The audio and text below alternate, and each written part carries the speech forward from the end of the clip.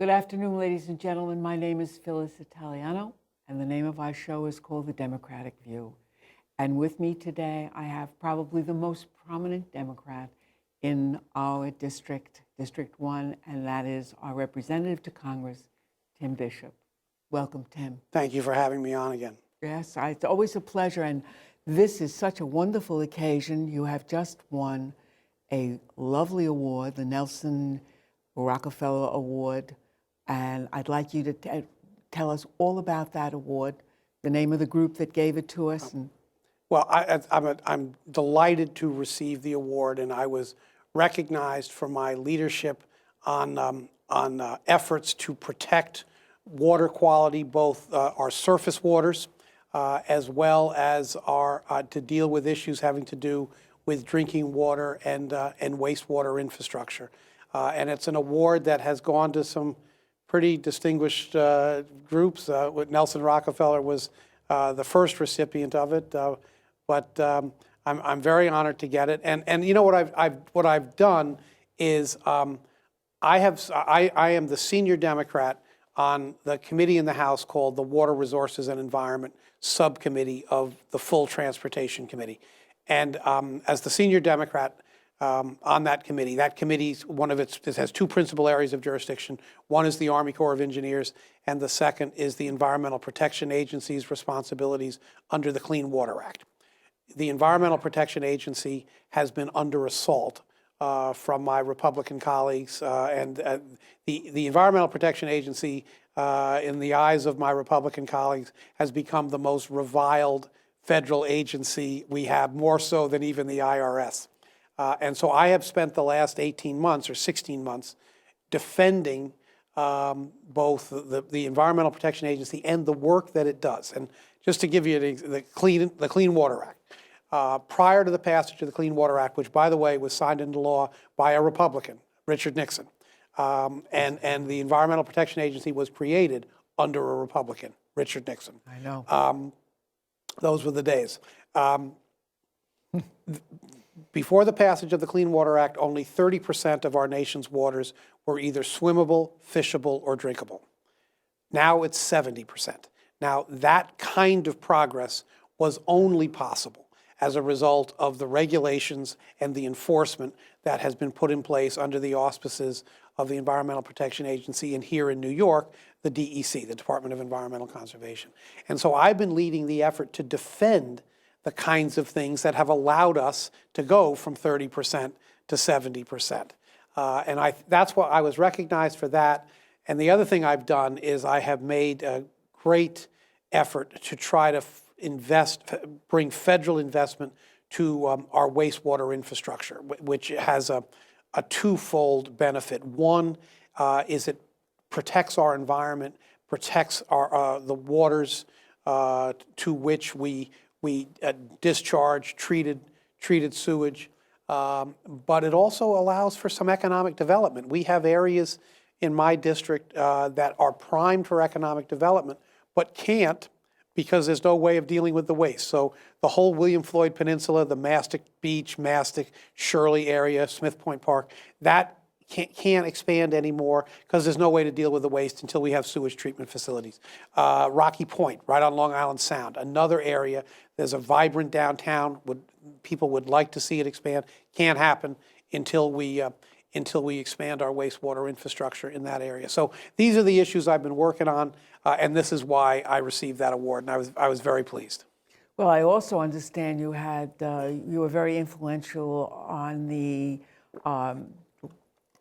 trying to control development of the Long Island Sound so that it Yes, remains. I am the author of the Long Island Sound Revitalization Act, which would bring money to the ongoing rehabilitation of the Sound and to continue the effort to improve the water quality in the Sound, but also improve the water quality and the dealing with the ecology of the Long Island Sound watershed. About 50 million people live within 50 miles of Long Island Sound, and so we really need to be very protective. It's one of the so-called estuaries of national significance. And I also am the author of the bill that would reauthorize the National Estuary Program, which provides funding to the 26 estuaries of national significance in our country, 2 of which are right here in our district, Long Island Sound and Peconic Bay. Right. But the Sound is a jewel, but we have to make sure we maintain it. And if we allow for too much development in the area of the Sound, or we allow the Sound waters to be degraded by road water runoff, by sewage and so on, then we have some serious problems in terms of the recreational aspects of the Sound, the fishing aspects of the Sound, and so on. And also there was something in this award that had to do with soil that had been dredged and... Well, I led the effort to block the depositing of contaminated dredge spoil in the Long Island Sound. There was a plan to dredge a couple of industrial harbors in Connecticut and dump the dredge spoil, out in the middle of the Sound. And I led the effort to block that. It was a successful effort, and it was a terrible idea, and I'm glad we were able to put together coalitions on both sides of the Sound, Connecticut and Long Island, and we were able to stop it. And there was also a bill about job creation? Well, I filed a bill, again, having to do with water, that would do 3 things to enhance the amount of money available from the federal government for wastewater infrastructure, or what we call clean water infrastructure. It would fund something called the State Revolving Fund, which is a loan fund that is seeded by the federal government to the states. The states then loan it out to eligible municipal activities, and then the municipalities repay the loan. So it creates this revolving fund that can be used for wastewater projects. So I want to increase the funding for that. I also want to create a clean water infrastructure trust fund, which would be funded by various user fees that would allow us to enhance the amount of money that would be available. And I also want to create a direct lending. The Treasury can borrow money at very low rates. Let the Treasury borrow the money, get it to the state revolving funds, and then the state revolving funds get it out to municipalities. So whether it's the town of East Hampton or the village of East Hampton or the hamlet of Montauk or whatever it is, so this is 3 different ways that we could bring wastewater infrastructure support to local communities so that, as I say, we could both dramatically improve the environment and enhance economic activity, but also you'd have to build all these things. And for every $1 billion we spend on infrastructure projects, we create 30,000 jobs. So it's both a jobs bill, it's an environmental protection bill, and it's a bill that would allow for economic development in terms of small businesses and so on. I don't know if you are aware of how timely this bill is, because we are facing in East Hampton a crisis in our scavenger waste. Yeah. And, there's been an enormous amount of discussion of what to do. How do we do it? What should we just, parcel it out? Should we send it up island, which of course people are very uncomfortable with doing that. And as a matter of fact, tomorrow there's a group called the Good Government Group that's having a whole forum on this scavenger waste. Well, it used to be that the federal government played a huge role in assisting municipalities. It used to be the federal government paid roughly 85 cents on the dollar for any kind of wastewater infrastructure project that a local government undertook, whether it was Suffolk County or, like I say, the town of East Hampton. And that's all gone away. That's all gone away. And as one of the problems with that is that the burden now falls disproportionately on that level of government that can least afford it, which are the towns and the villages. So that's one of the problems that my bill is trying to address. Gee, that sounds like a godsend. Well, we got to get it passed. We got to get it passed. Oh, well, keep working at it. Well, we will. I know it's very difficult. We all follow what's going on in Washington, and we know. And one of the things that I've worked hard at here is getting bipartisan support for this. And this is a bill. My lead Republican co-sponsor is a member of Congress from Ohio, Steve LaTourette, really good guy. and he and I have partnered on other things. And then another Republican co-sponsor I have is a man named Tom Petri from Wisconsin, a senior member of the Transportation and Infrastructure Committee, and he and I have partnered on some things. So I reached out to the two of them to ask them if they would join me in this effort, because the only way we're going to move this is we got to have more than just Democratic support. We have to have, I mean, you know, the Republicans control the House of Representatives. We need to have Republican support. And with Congressman LaTourette and Congressman Petri, I've got two pretty heavy hitters, good friends, and as I say, pretty heavy hitters on the area on the issue of infrastructure. So I'm optimistic. You know, I don't know if many people know that you are a native of this area, born, raised, and the grandson of a potato farmer. I am the grandson, on my mother's side, the grandson and great-grandson of potato farmers. On my mother's side, she's a Roselle, and the Rosells first came to Sagaponack in the mid to late 1800s. And my great-grandfather had a farm on Hedges Lane in Sagaponack that pretty much stretched all the way to the dunes. And then when he died, my grandfather and my great-uncle took it over. And I spent the summers of my early adolescence, when I was 11, 12, 13, 14, working on that farm. And I thought I had died and gone to heaven. I thought it was up until this job, the one I have now, is the best job I ever had. I just loved it.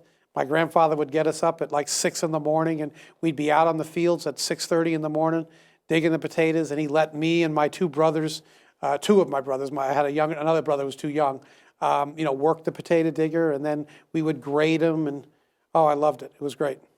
You know, Sagaponack is now, I think, the highest ranking area in the country. Yeah, I've watched it change over, the 60 years that I've been here, and we used to be able to sit on my grandparents' porch. They lived on Hedges Lane, a house facing south, facing the ocean, and we could see the water. There was an uninterrupted view, because it was just potato fields between Hedges Lane and the dunes. That's all it was. And now, of course, everywhere you look, there's a house. And the other thing that was so different was Sag Store. Sag Store was this sleepy little general store and post office, and you'd go to Sag Store, and parked in front of Sag Store would either be pickups or tractors. And now you go to Sag Store, and it's Mercedes and BMWs and Jaguars. So, but I still think Sagaponack's a pretty special place. It's a beautiful little slice of the Hamptons, and there's still open space there, not anywhere near as much as when I was a kid, but it's still a pretty beautiful place, and the beaches are still beautiful. So, yes. You know, I often quote you, because when I interviewed you this summer, when I was interviewing a lot of different people when I first started the show, you said to me, the economy is our environment, and our environment is our economy. And I can't tell you how many times I've told that to people. It's so true. If you look at the principal industries of Eastern Long Island, we have travel and tourism, we have everything associated with the second home industry, we have agriculture, and we have fishing. And what those industries all have in common is the necessity for a pretty pristine environment. People want to come here and either vacation here or live here. And they want to be here because of how beautiful it is. The open space, the quality of the air and the light. And if we let that go, not only have we let go a pretty precious environmental condition, we've let our economy go. People are not going to line up, to rent homes or buy businesses out here if it's not the beautiful place that it is. So I think it's incumbent upon all of us to be environmentalists. And frankly, that's a point I repeatedly make in Congress, because one of the things one of the mantras, if you will, of my Republican colleagues has been that government regulation is bad, and that government regulation of the economy is anti-business, and that government regulation of the environment is anti-business and is hurting the economy. And I repeatedly make the point that in my district, regulation of the environment helps the economy. And I think that's why there's a pretty broad bipartisan consensus out here that we need to preserve our economy and government, pardon me, we need to preserve our environment, and government needs to be a part of that. And it's why it's so disturbing when I see my Republican colleagues in Congress just trying to systematically dismantle the efforts that have been put in place with great success over the last 35 or 40 years. By both parties. Yes, I might had put add. in place by both parties, yes. Yes, But now indeed. under assault by one party, and it's very disturbing. Yes, I know. I mean, I couldn't agree with you more. I swim every morning in Gardeners Bay. Probably I will start the end of April God this bless year. you. God bless because, you. You know, that water is just magnificent. Yeah. Well, you know, as you know, I've lived here my whole life, and right now I live a little over a mile from the ocean in the village of Southampton, and you know, I love to end my day if my day ends when it's still light. I love to end my day in the summer by either going down to the ocean for a quick swim or at least a walk along the beach. Yeah. Like I say, I don't often get home when it's still light, but when it is, that's how I want to end my day. Yeah, well, we feel very strongly about that, Yep. you and I both, because I know what you're talking about. Without those beautiful vistas, without that sense of, I sometimes go to the city, and when I come back, I get out of my car, and I just stand there breathing the air. It just so different. No, we are very fortunate to live where we live, and with that fortune, it seems to me, comes the obligation to see to it that we pass it on as we have found it to the next generation and then the generation after that. And so that's one of the things that motivates my work in Congress is my reverence, if you will, for the quality of the environment, of my home area. Yes, and I know you're up again for election because am. that's the name of the Constitution every 2 years for Yep. congressmen. Yep. That's Yeah, hard. it goes by quickly. It goes by quickly, but every even-numbered year, the entire House of Representatives is up for election. So we'll be moving to campaigning at some point. But right now, I'm trying to stay as focused as I can on my work as a member of Congress. And how many days are you in Washington, D.C.? Most weeks, we're in Washington probably 35 weeks a year, maybe 40 weeks a year. And maybe I'm in Washington generally those weeks 4 days a week. It's either a Monday through Thursday week or a Tuesday through Friday week.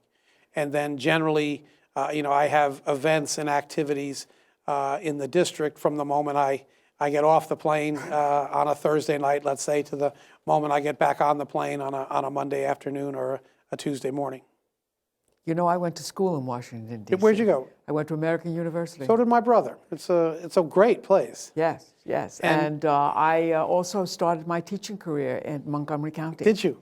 And when I used to drive to my first school, I used to pass nothing but cow pastures all the way out on the Rockville main turnpike. Rockville Turnpike, yeah. Yes. Yeah. And recently, when I was down in Washington, I was shocked. Yeah. I have never seen a place change. And Los Angeles, I also used to go to Los Angeles as a kid, see my sister, and that has changed a great deal. But nothing has changed like Washington. Well, Washington is unbelievable. A vibrant growth area right now. And we have generally every semester, we have at least one student from American University who's from our district, but going to school at American, interning in our office in Washington. Oh, how wonderful. Yeah, I like to do that. We, there's, so many places. There's George Washington and Georgetown and University of Maryland and American and Trinity. And so I always like to have my DC interns be young men or women from the 1st Congressional District that are going to college in the DC area. Yeah, well, D.C. is a great place to go to school. It really is. I mean, I used to do my research at the Library of Congress.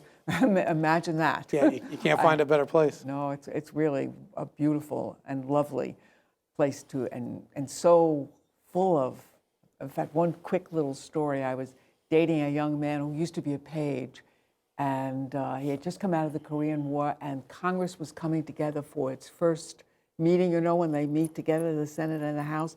And we went up and we watched them getting together. And then we left. We weren't going to be a part of what was going on. And as we came down the stairs, the guy came in a Cadillac, parked his car, and ran up the stairs. And my friend said, "That's Joe McCarthy." And I thought, oh my God. I mean, it was like real history. Yeah. And I remember once when my mother came down to visit me, she had a union meeting, and we were in Leisner Auditorium in GW, and in walked the speaker, John F. Kennedy. Really? You know, before he was president. Oh, boy. Oh, boy. You know, so you do get a lot of that Yeah, down well, there. you know, it's funny. Washington is basically a small town. Yes. So it's not at all unusual to walk down the street and, you know, see somebody that you see on TV all the time. Yes, and I used to work in a little store on yeah? Wisconsin Avenue, and senators would come in with their wives in those days. So also, I wanted you to tell the crowd about your wonderful new addition to your family. Oh, well, thank you for that opportunity. My daughter Molly has an 18-month-old grandson, Nathan Timothy, I might add, and he is just a joy. Is an absolute joy. And there's two things I love. One is I absolutely love having a grandson, and particularly one as adorable as Nathan is. But the other thing I loved and I hadn't anticipated is watching my daughter be a mother. It just gives me so much pride and so much joy to see her be as good at it as she is. So We call that kvelling in Yiddish. okay, But that is a treat, and that will get better and better. Yes, I'm looking forward to You'll that. never get tired I'm of looking that. forward to that. It's wonderful to watch them grow. Yes. I have only two, and that's all I'm ever going to have, but they are my darlings. well, and how old are they?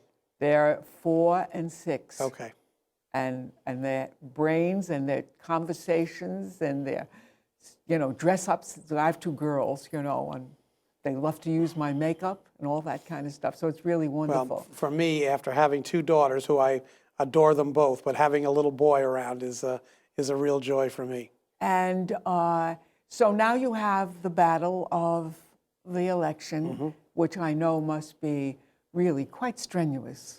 Well, it's a lot. I mean, because as I say, what I try to do is I try to stay focused on doing my job as a member of Congress to the greatest extent possible. So, and that's a pretty demanding job. I mean, the way I approach it, I approach it as a 7-day-a-week job. And so to layer on top of that, the fundraising and the campaigning and the debates and the meet the candidates nights and all of those things. So it's a pretty all-consuming activity, but it's what I signed up for, so I'm not going to complain. Yes, I know. I know you signed up for it. As a matter of fact, I'm helping you right now. I have my petition to go around and get my Okay, signatures. well, thank you. Thank you very much for doing that. Well, we all do that. Thank you. It's a very important part of politics and Oh, government. it is. It's democracy in action. That's So, right. That's So right. it is important, but I thank you and your fellow committee people for doing that. Oh, well, we're happy to work for you because we believe in you, because you believe in our area. Well, thank you. And that's what we're really very anxious to maintain the beauty of our place. And I know you work very hard at it.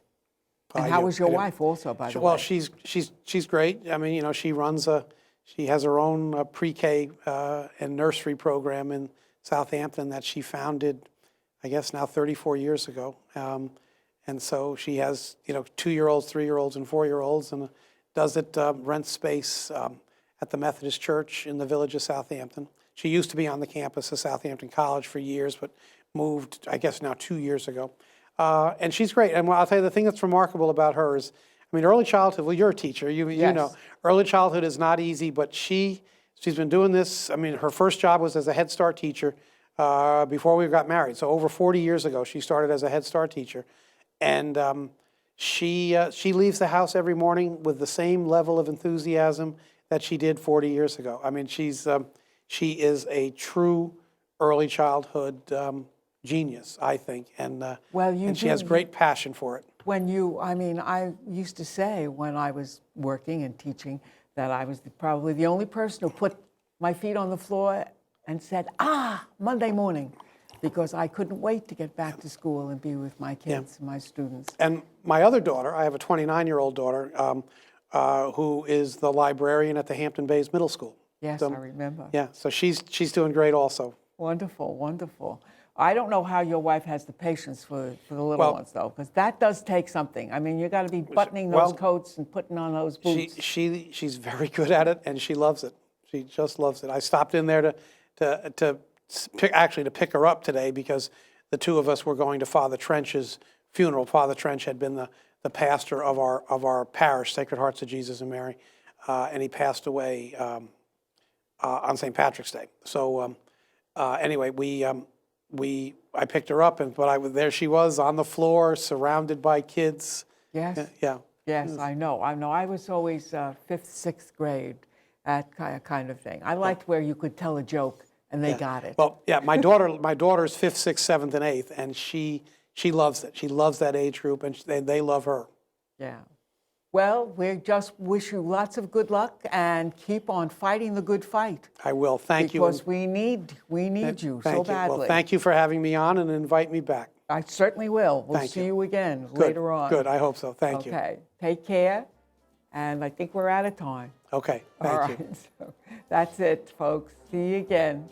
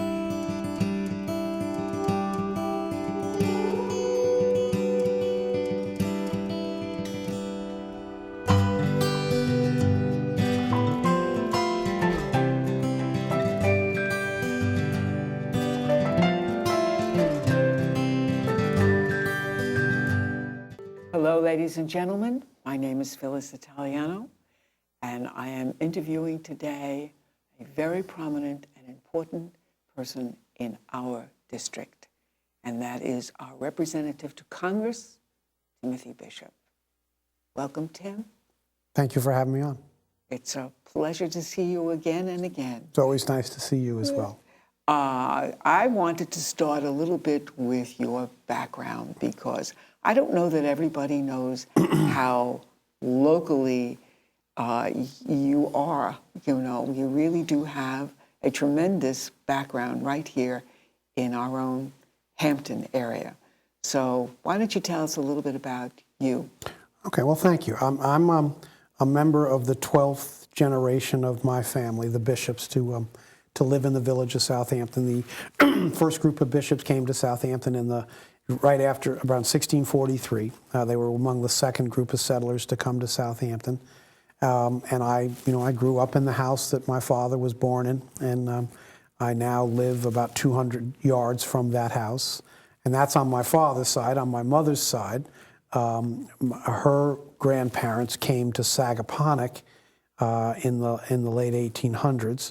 And had a 200-acre potato farm off of Hedges Lane in Sagaponack. And in fact, my grandmother came to Sagaponack to teach in the one-room schoolhouse in Sagaponack. Oh, wow. And that's how she met my grandfather. And so, on both sides of my family, I have pretty deep roots. And my ancestors on my father's side were farmers and fishermen and whalers, and on my mother's side, they were farmers.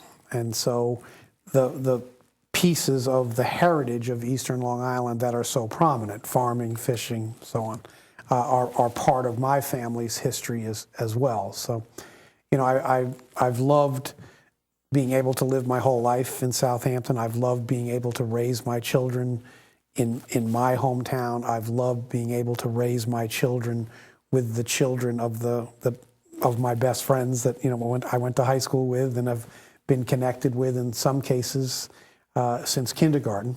I just sort of like that continuity and that cohesiveness. I've obviously seen a lot of changes, but I think the East End remains a very special place where people really do care about one another and really do work to make our communities a better place or better places, even though, that's not what you think of when you think of the Hamptons. When you think of the Hamptons, you think of the glitz and the glamour and, the summer season and so on. But what the Hamptons really is, to me, is a collection of year-round people who work real hard and care about their families and care about their communities and care about one another, Well, I couldn't agree with you more about many things. Number one, this is the most special place I have ever been in and lived in my life.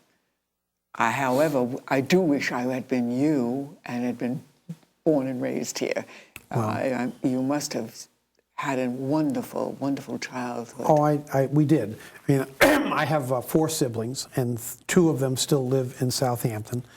And we had a wonderful, I won't say idyllic existence, but we had a wonderful childhood. My mother and father were very focused on us, and my father worked for the New York Telephone Company, and he worked very hard. He worked 80, 90 hours a week, week in and week out, and he would literally go months at a time without a day off because he was working hard to provide for his kids. And one of his goals was to see to it that his 5 kids had an opportunity that he never had, which was to go to college. And he was able to put 5 kids through. All of us went to private colleges, and he was able to do that on basically a blue-collar salary because he was willing to work as hard as he did. And once my older brother went off to college, so I was 16 when he went, my mother went back to work. She had, there were 5 of us, 4 still at home, and she went back to work. And so she worked very hard also, again, so that we could all have an opportunity. And, so I and my siblings remain, very grateful to my parents that they were willing to work as hard as they were, and they did, and to sacrifice as much as they did to give us the opportunities that we've each had. And, but I've had things that, we used to work until my grandfather, the potato farmer, Francis Roselle, died when I was 14. But, the summers that I was, I think 11, 12, 13, 14, we worked on the potato farm. And I think some of the happiest moments of my life were being out on the fields of Sagaponack, literally at 6:30 in the morning, digging potatoes at age 13. I thought I was the luckiest kid alive. I mean, I loved every second of it. And so when I now see a potato field become houses, that's, I know it's part of the evolution of the East End, but it also is a little bit of what makes the East End special going away forever, So one of the things that I've worked very hard on in Congress and, will continue to work hard on is anything related to open space preservation. I think that that's an extremely important environmental imperative for us here. And that, for me anyway, is rooted in my childhood, is rooted in, spending my summers on a potato farm. When I first started coming out here, I'm from the city, the Bronx, and my mother and father moved to Westchester County, and then for many years I went to Fire Island, and my sister came out here to the East End, and I followed her, and one of the things we loved was the open vistas. We would say, look at that beautiful, to see sky meet the land was like a phenomenon for us. I can remember very clearly sitting on my grandparents' porch on Hedges Lane in Sagaponack and being able to see the ocean, because there was nothing between them and the ocean except potato fields.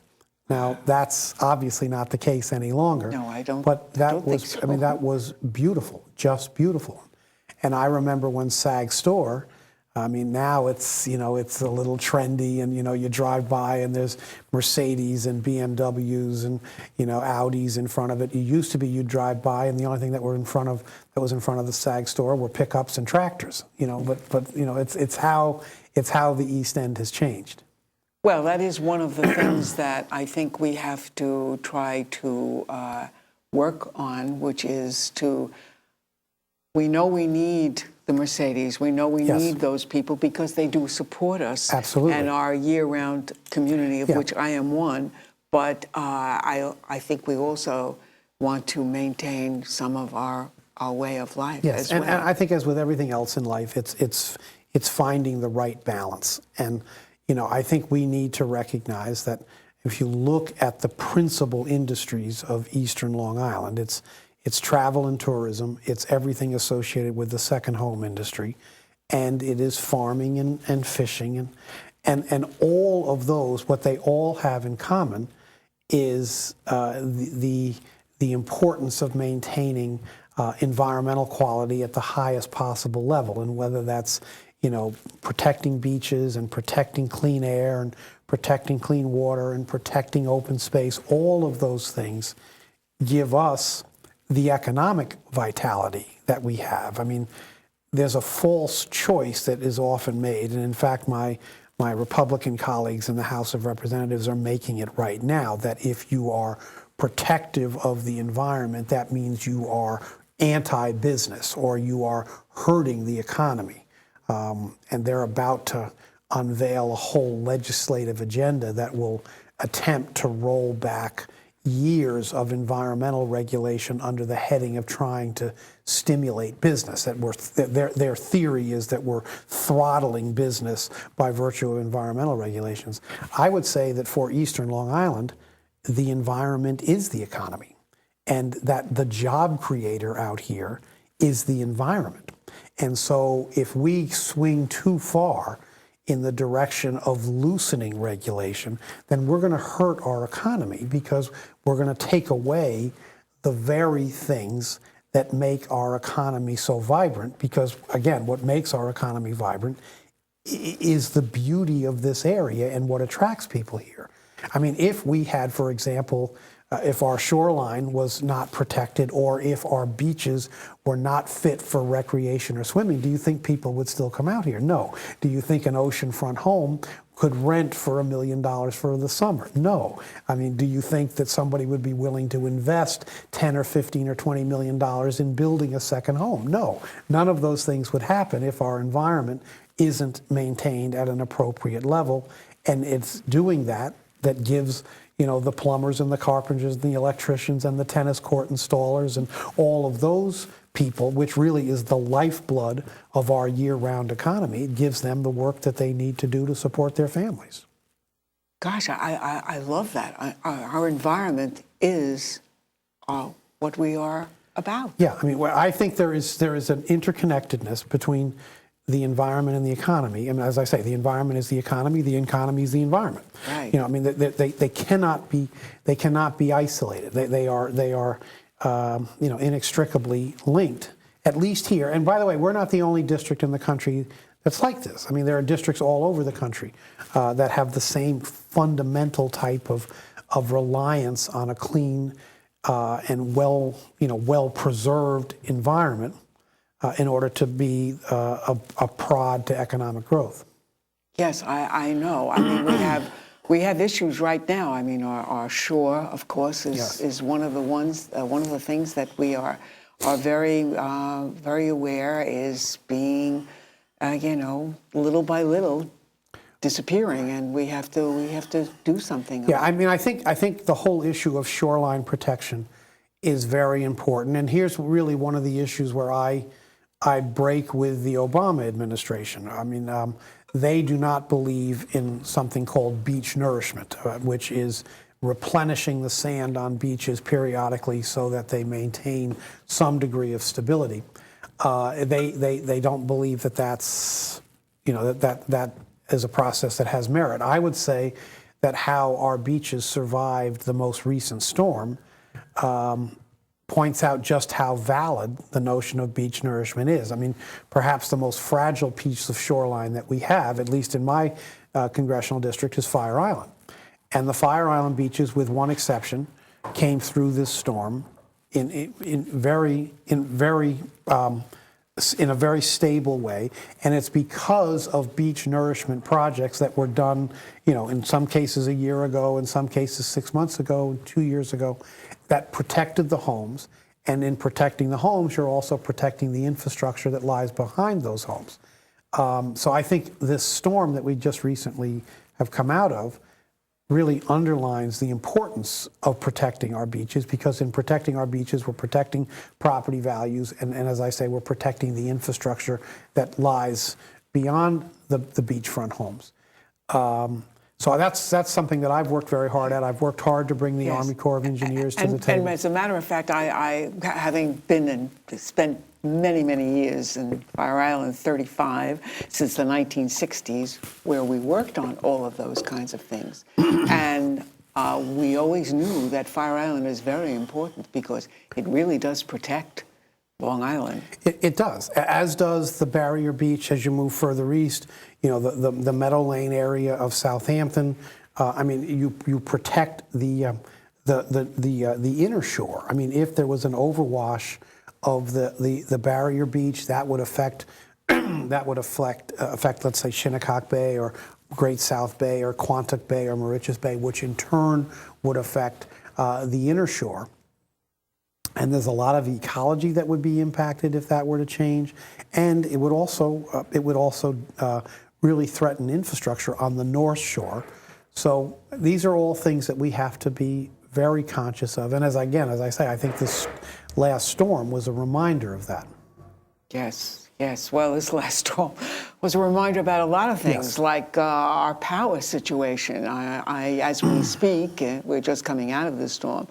I still don't have power. Yeah, I know there's about 70,000, I think that's the number, of Long Islanders who still do not have power. And I mean, it's enormously troubling that you know, we're now, 5 days removed from the storm, 6 days removed from the storm. And I mean, I know I was without power for 3 days, and our neighborhood was our whole neighborhood was without power. What was so sort of tantalizing is, you know, friends of ours that live literally 2 blocks away, at most 1,000 yards away, never lost power. You know, so,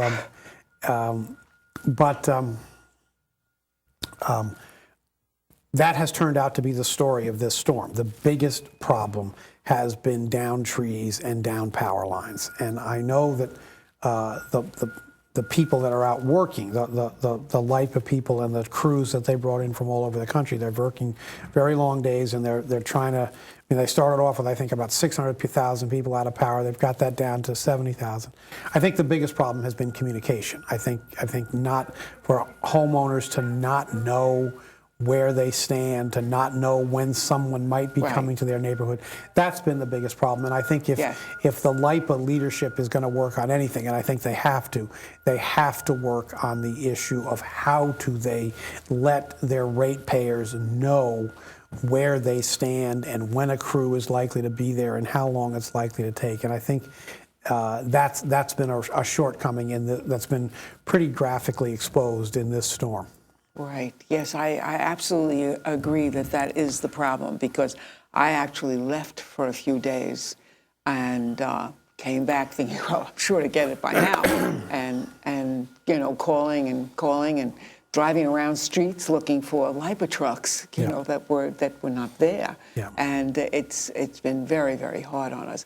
But I wanted to also talk to you just a little bit about your own last election, and now you've got a whole new set of colleagues to work with. And how are you finding that? Well, first off, I was very, pleased to get reelected. It was a very tight election. My race was, I think, the most narrowly decided of every congressional race in the country. I won by 593 votes. And the last, by the way. And the last one. It wasn't called until the 8th of December. It was a very tough year for Democratic incumbents, and the fact that I was able to withstand that, even though there was probably $5 or $6 million spent against me by my opponent and by some outside groups that got involved in the race. I was able to survive that, and I'm pleased and honored that happened. And I expect a tough race again in 2012, but we'll deal with that when that time comes.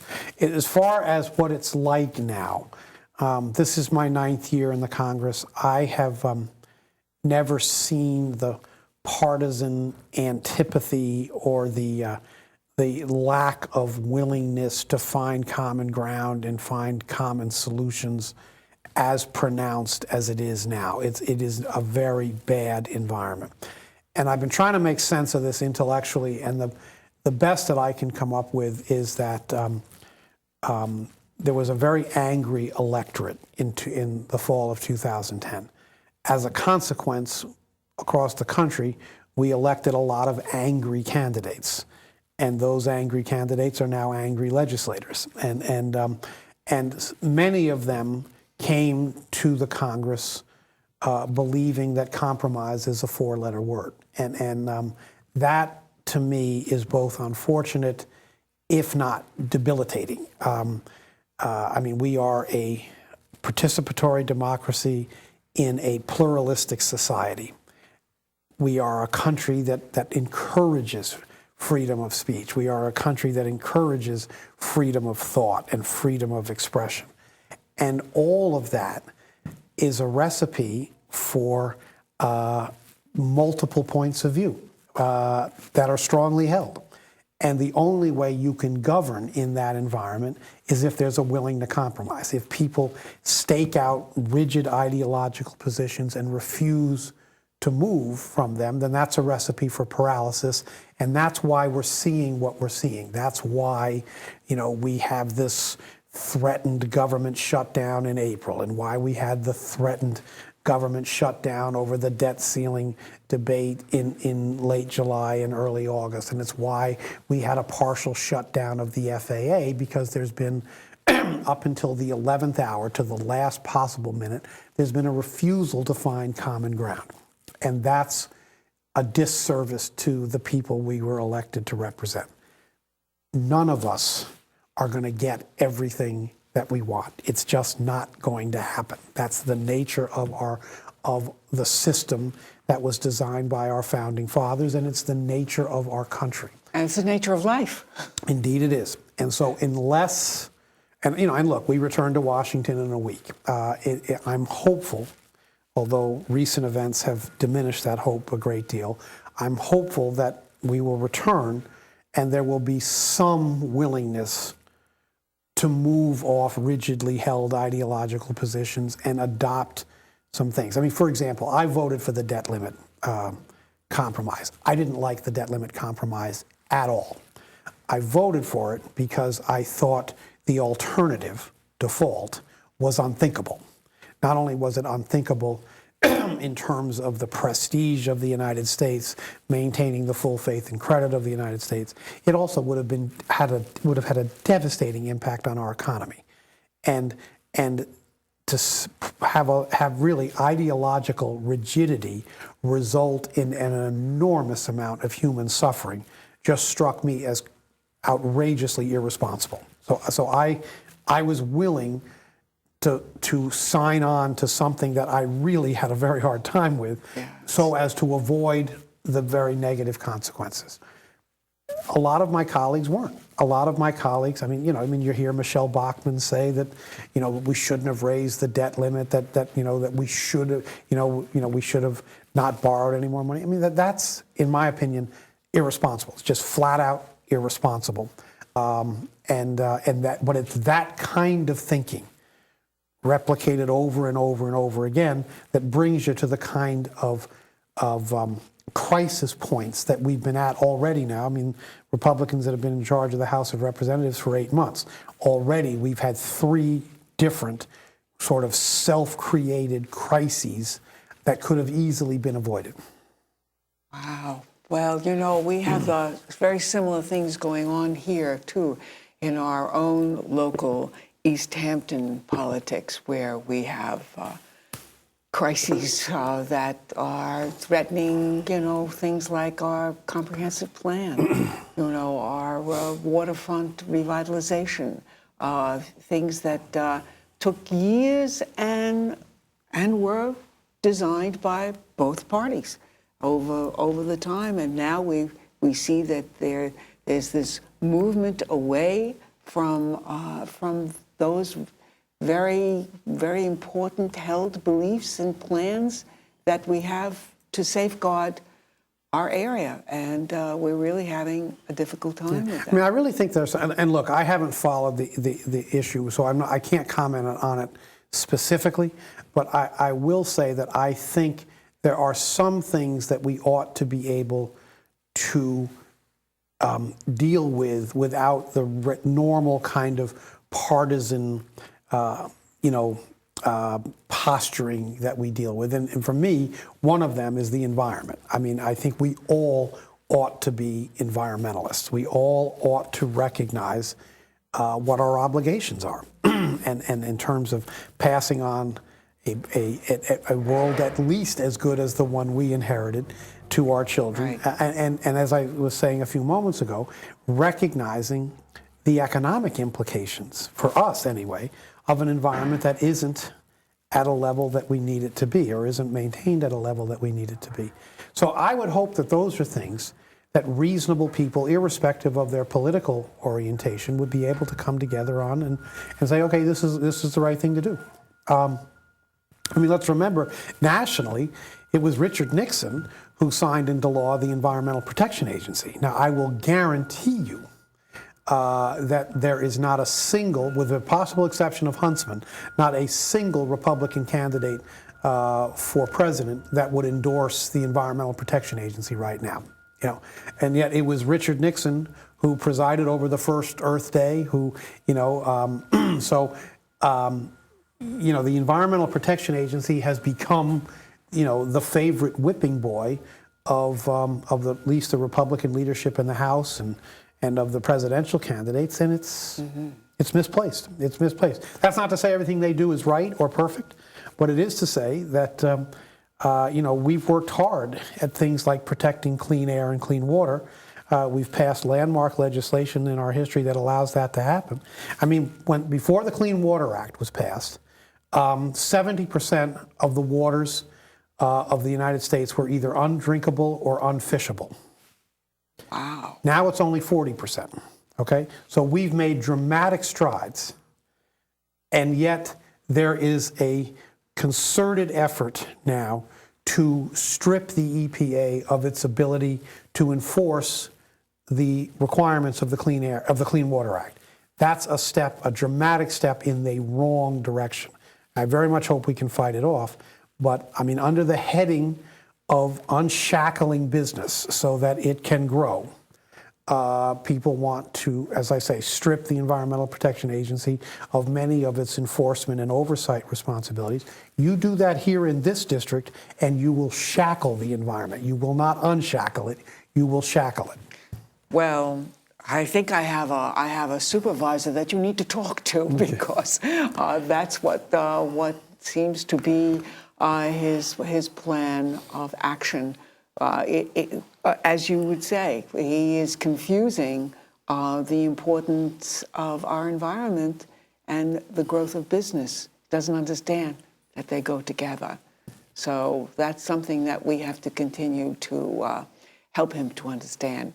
Anyway, I thank you very much for coming. We certainly didn't get to all the issues we wanted to talk about, but well, thank you for having me on. It was my pleasure, I can assure you. Thank you. We will hopefully see you more prominently in the next election coming up? Well, my election's not till 2012, but I mean, we have an election coming up in 2011, a lot of important local races. Right. But yes, you will certainly see me in 2012. Okay. Thank you so much, Thank Tim. you. Thank you.